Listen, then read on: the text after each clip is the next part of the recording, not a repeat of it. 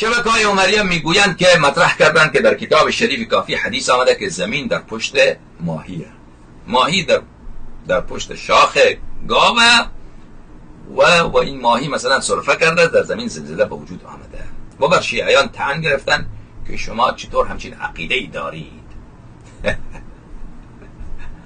حدیث من دوستان عزیز نشان میدم به شما. اولا به اختصار من میخوام زود اینا رو بگویم، جوابش رو بگویم و همونطوری که میدانید ما جواب مفصل هم میتونیم بدیم که شما اگر خواستید اون رو بنویسید یک کتاب بشود. اگر جواب مختصر 15 دقیقه 20 دقیقه میتونیم بدیم. خب الحمدلله رب العالمین، این فضل پروردگار عالم. اگر ما بخواهیم لشکر دشمن را فنا بکنیم، چندین ضربه محکم بزنیم، اونم بلدیم.